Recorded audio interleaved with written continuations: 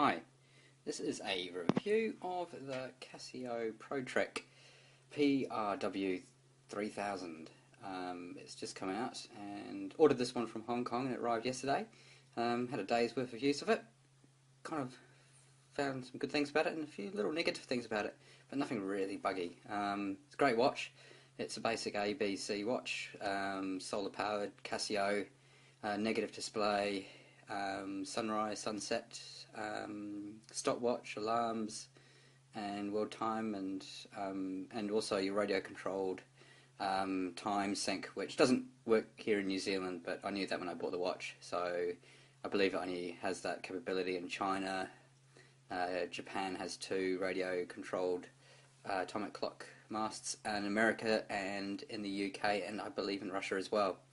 I've read on some forums that in parts of Australia you have to set it to the time zone, like for instance Japan, and it actually sets its radio frequency to pick up the radio signals, but that only works in those countries. So, and also that, you know, in parts of Australia can pick that up, but obviously it will tell the wrong time. So I kind of walked through some of the features. Here you've got the time modes. I'll try not to get reflection from the lights. So you've got time mode, you've got sunset and sunrise, sunrise being the top of the 2 there, and then sunset below at 5:46. You can set that with your coordinates of where you live on the Earth, which is great, so it's not tied into the cities.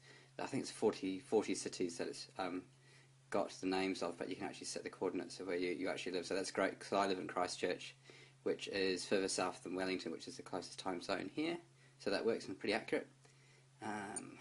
What else? I haven't worked out the setting yet, but I think it's recording your altitude, and you can record it, see what the highest altitude is, but I haven't really played much around with that, and I think it's just flashing the time and the date when I played around with that and how many meters. I live at sea level, so it's the altitude meter won't get much of a work out unless if I travel outside the city. Stopwatch, so your hours at the top, and minutes and seconds and tenths of a second. See at the bottom the time's always been displayed as well. Countdown timer, set it to 6 minutes. I like boiling eggs, and 6 minutes is perfect for me at my altitude. Alarm, so you've got a couple of alarms there, and that's world time, so I've got it set to London. Got some family in England. Okay, and that's the radio controlled, so that I ordered this watch from Hong Kong, so it left Hong Kong around about the 9th of the 8th, and it would have last got that signal then. So now it's in New Zealand, it won't receive that for a long time until I travel overseas. Okay, back to time mode. So at the top there you've got the barometer graph there, so you can see it's a slow trend to a high pressure, which means better weather coming.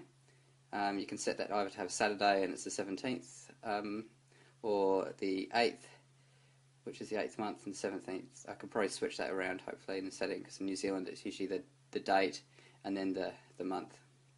Then you've got your altitude mode.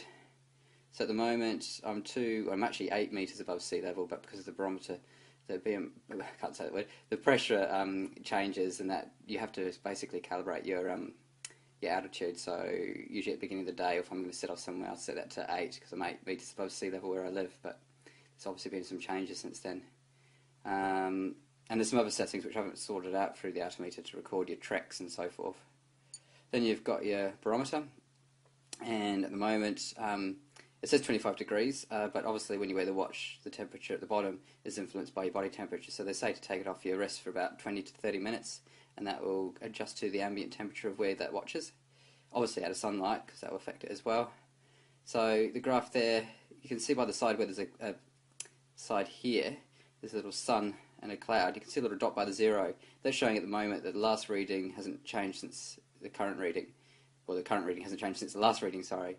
If it's increasing or decreasing, that little square dot moves up to that the pressure is rising, or down if it's suddenly decreasing in pressure. So obviously decrease of pressure means bad weather coming soon. Then you've got the compass, which is pretty accurate. I've set that.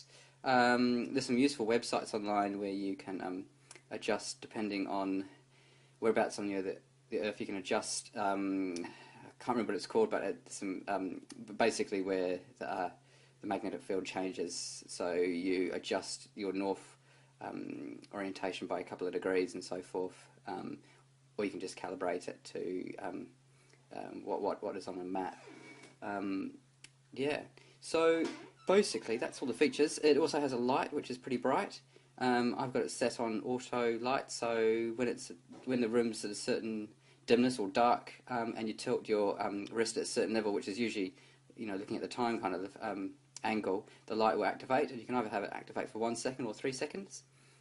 Solar power, at the moment you can see M at the bottom, that means the battery's at medium, so all settings are fine. Oh, that's a compass timing out.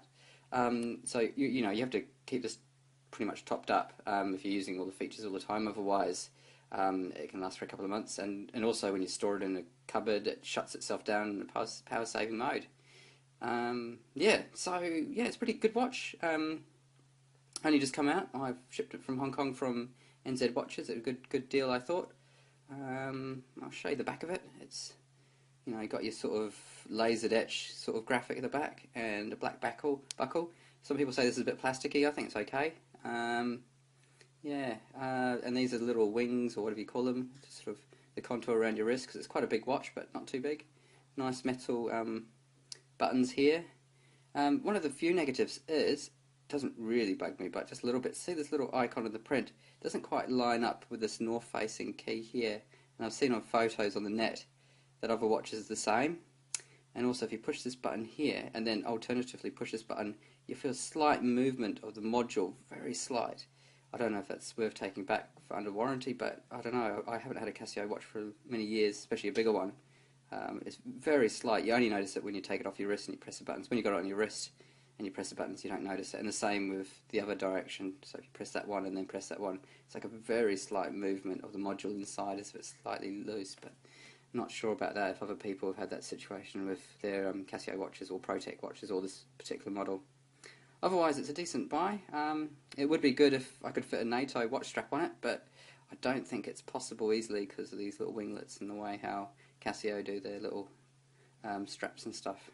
But the design is very simple, very similar to a Sun 2 Core, which was another watch which I was about to buy, but felt after reading some reviews that the Protek series are more reliable in the sense of not malfunctioning. A lot of people seem to take their calls back and send them back to get fixed.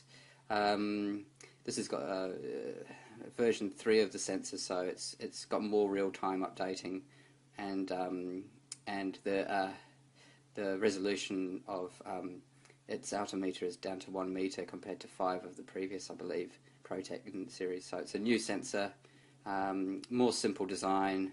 Obviously, the Sun 2 watches are kind of eating into the market of the ABC watches, but I kind of like how it's solar powered. You don't have to put new batteries in so often. I mean, obviously, rechargeable batteries don't last forever, but you don't have to worry about the seals and so forth. So, highly recommend.